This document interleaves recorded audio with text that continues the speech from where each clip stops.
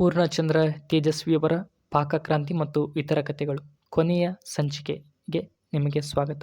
ಇದಕ್ಕೂ ಮೊದಲು ನೀವಿನ್ನು ನಮ್ಮ ಚಾನಲನ್ನು ಸಬ್ಸ್ಕ್ರೈಬ್ ಮಾಡಿಲ್ಲ ಅಂದರೆ ಸಬ್ಸ್ಕ್ರೈಬ್ ಮಾಡಿ. ಇದೇ ತರಹದ ಹಲವಾರು ಕೃತಿಗಳನ್ನು ನಿಮ್ಮ ಮುಂದೆ ಇಡುವಂತಹ ಪ್ರಯತ್ನವನ್ನು ನಾವು ಮಾಡ್ತೇವೆ. ಬನ್ನಿ ಶುರು ಮಾಡೋಣ. ಪೊಲೀಸ್ ಅಧಿಕಾರಿಗಳಲ್ಲೊಬ್ಬ ನನ್ನ ಕೈ ಹಿಡಿದು ಎಳೆದುಕೊಂಡು ಶೆಡ್ಡಿನ ಗೋಡೆ ಮರೆ ಕಡೆಗೆ ಓಡಿದ. ಗೋಡೆ ಮರೆಯಲ್ಲಿ ಇನ್ನೊಬ್ಬ ಆಫೀಸರ್ ನನ್ನತ್ತ ತಿರುಗಿ ಪಿಸುಧ್ವನಿಯಲ್ಲಿ "ಎಷ್ಟು ಜನ ಇದ್ದಾರೆ?" ಎಂದು ಕೇಳಿದ. "ಯಾರು?" "ಅದೇ ಉಗ್ರಗಾಮಿಗಳು." "ಏನು ಹೇಳ್ತಿದ್ದೀರಾ? ನನಗೆ ಅರ್ಥವಾಗ್ತಿಲ್ಲ." "ನೋಡಿ, ಇದು ಬಹಳ ಸೀರಿಯಸ್ ವಿಷಯ. ನೀವು ಕೋಆಪರೇಟ್ ಮಾಡದಿದ್ದರೆ ಉಗ್ರಗಾಮಿಗಳಿಗೆ ಆಶ್ರಯ ಕೊಟ್ಟವರಂತೆ ಈಗಿಂದೀಗಲೇ ಅರೆಸ್ಟ್ ಮಾಡಬೇಕಾಗುತ್ತೆ."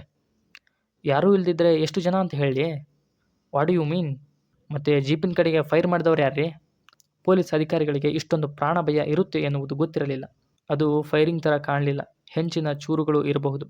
ನೀವು ಕೈ ಬಿಟ್ಟರೆ ಅದೇನಾಯಿತು ನೋಡಬಹುದು" ಎಂದೆ. "ಮತ್ತೇನದು ಶಬ್ದ? ಮನೆಯೊಳಗೆ ಬಾಂಬ್ ಏನಾದರೂ ತಯಾರಿ ಮಾಡ್ತಿದ್ರಾ? ಟೈಮ್ ಬಾಂಬ್ ಏನಾದರೂ ಇಟ್ಟಿದ್ರಾ? ಪದೇ ಪದೇ ಗಡಿಯಾರ ನೋಡ್ತಿದ್ರಿ?" "ಬಾಂಬ್ ಏನೂ ಇಲ್ಲ. ನನ್ನ ಫ್ರೆಂಡ್ ಹೇಳಿದ ಸಿಂಪಲ್ ಫಾರ್ಮುಲಾ ಪ್ರಕಾರ ಅಡುಗೆ ಮಾಡ್ತಿದ್ದೆ ಅಷ್ಟೇ." "ಏನೋ ಸಮಯ ಸಂದರ್ಭ ನೋಡಿದರೆ ತುಂಬ ಅನುಮಾನ ಬರುತ್ತೆ. ಇರಲಿ, ನಾನೇ ಅದೇನು ಇನ್ಸ್ಪೆಕ್ಟ್ ಮಾಡಿ ನೋಡ್ತೇನೆ. ನೀವು ನನ್ನ ಹಿಂದೆ ಬನ್ನಿ" ಎಂದು ಅಧಿಕಾರಿಗಳಿಬ್ಬರು ನನ್ನನ್ನು ಹಿಂದಿಟ್ಟುಕೊಂಡು ಅಡುಗೆ ಮನೆ ಕಡೆಗೆ ಅತ್ಯಂತ ಹುಷಾರಾಗಿ ಹೆಜ್ಜೆ ಮೇಲೆ ಹೆಜ್ಜೆ ಇಡುತ್ತಾ ನಡೆದರು. ಭಯ, ಕಳವಳ, ಕುತೂಹಲ ತುಂಬಿದ್ದ ನನಗೆ ಅವರ ಹಿಂದೆ ಹೆಜ್ಜೆ ಮೇಲೆ ಹೆಜ್ಜೆ ಇಡುತ್ತಾ ಸಾಗಬೇಕಾದರೆ ಒಂದು ಯುಗವನ್ನೇ ಕಳೆದಂತಾಯಿತು. ನಡೆಯುತ್ತಾ ಅವರು ನನ್ನ ಮೇಲೂ ಹದ್ದಿನ ಕಣ್ಣು ಇಟ್ಟಿದ್ದನ್ನು ನೋಡಿದರೆ ನಾನು ನಿಜವಾಗಿಯೂ ಉಗ್ರಗಾಮಿಗಳಿಗೆ ಆಶ್ರಯ ಕೊಟ್ಟಿದ್ದೇನೆಂದು ತಿಳಿದಿರುವಂತೆ ಇತ್ತು. ಬಾಗಿಲ ಹೊರಗಿನಿಂದ ಅಡುಗೆ ಮನೆಯೊಳಗೆ ಇಣುಕಿದಾಗ ಅಲ್ಲಿನ ಪರಿಸ್ಥಿತಿ ವರ್ಣಿಸಲಾಗದಷ್ಟು ಶೋಚನೀಯವಾಗಿತ್ತು. ಪ್ರೆಷರ್ ಕುಕ್ಕರ್ ಮುಚ್ಚಳ ಸೂರಿಗೆ ಹೊಡೆದು ಮಡಚಿಕೊಂಡು ಬಿದ್ದಿತ್ತು. ಆ ಸ್ಫೋಟನೆಯಲ್ಲಿ ಅಡಿಗೆ ಪಾತ್ರೆ ಸ್ಟವ್ಗೆ ಹೊಡೆದು ಸ್ಟವ್ ಚಪ್ಪಟೆ ಚಪಾತಿಯಾಗಿತ್ತು. ಇಡೀ ಕೋಣೆ ಎಲ್ಲ ಅರೆಬೆಂದ ಬೇಳೆ, ಅಕ್ಕಿ, ಬೀನ್ಸು, ಆಲೂಗಡ್ಡೆಗಳು ಎರಚಾಡಿದ್ದವು. ಸ್ಟವ್ ನೇರಕ್ಕೆ ಹಲವಾರು ಹೆಂಚುಗಳು, ರೂಫ್ಗಳು ಹಾರಿ ಹೋಗಿ ಬಿಸಿಲು ಬಿದ್ದಿತ್ತು. ತಿಳಿಸಾರು, ಅನ್ನದ ಗಂಜಿ ಸೂರಿಗೆ ಹಾರಿ ಮಳೆಯಂತೆ ಹನಿ ಹನಿಯಾಗಿ ತೊಟ್ಟಿಕ್ಕುತ್ತಾ ಇತ್ತು. ನೋಡುತ್ತಿದ್ದಂತೆಯೇ ಪೊಲೀಸ್ ಅಧಿಕಾರಿಗಳಿಗೆ ಇದು ಯಾವ ಉಗ್ರಗಾಮಿ ಕೈವಾಡವೂ ಅಲ್ಲ, ನನ್ನ ಪಾಕಕ್ರಾಂತಿಯ ಅಂತಿಮ ಪರಿಣಾಮ ಎಂದು ಅರ್ಥವಾಯಿತು.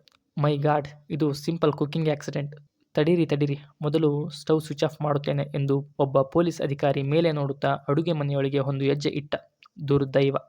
ಆಲೂಗಡ್ಡೆಯ ಅರೆಬೆಂದ ಹೋಳಿನ ಮೇಲೆ ಕಾಲೂರಿದ ಆತ ಜಾರಿ ದಡೀರೆಂದು ನೆಲದ ಮೇಲಿದ್ದ ತಿಳಿಸಾರು ಅನ್ನದ ಗಂಜಿಯ ಕೊಚ್ಚೆಯ ಮೇಲೆ ಬಿದ್ದ.